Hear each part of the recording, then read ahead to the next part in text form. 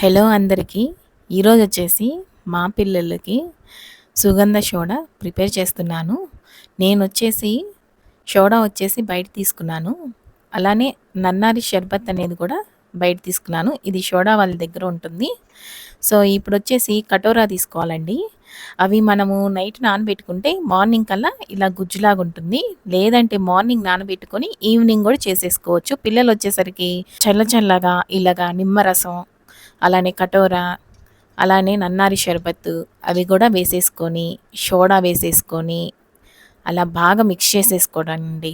అసలు ఇంట్లో చేసుకుందే చాలా టేస్ట్‌గా ఉంటది. మీరు కూడా ట్రై చేయండి. పిల్లలు కూడా ఇష్టపడతారు. ఇప్పుడొచ్చేసి మీకు పిల్లలకి ఈవినింగ్ స్నాక్స్ పెట్టాలనుకున్న ఇలాగా చాలా సింపుల్ అనమాట ప్రాసెస్. ఇవి అస్సలు పిల్లలు తినరు కదా! వీటిలతోనే ఈరోజు చేస్తున్నాను. ఎలా చేయాలి అనేది కూడా చాలా సింపుల్ అనమాట. చాలా కమ్మగా ఉంటుంది. చూడండి, బాదం పప్పులు, గుమ్మడిత్తనాలు, అలానే పుచ్చిత్తనాలు, అలానే సన్‌ఫ్లవర్ ఇత్తనాలు ఇవి 4 తీసుకుంటున్నాను ఈరోజు.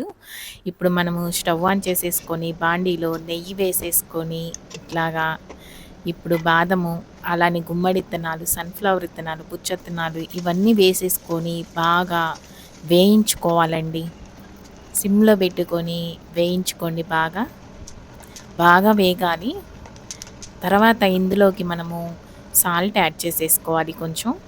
అలానే కారం కూడా యాడ్ చేసేసుకోవాలి. బాగా మిక్స్ చేసేసుకోవాలి. స్పైసీగా కావాలంటే ఇంకొంచెం కారం కూడా యాడ్ చేసేసుకోవచ్చు. లేదంటే మనకి ఇలా కూడా సరిపోతుంది.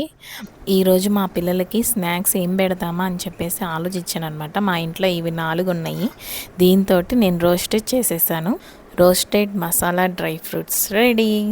Please subscribe.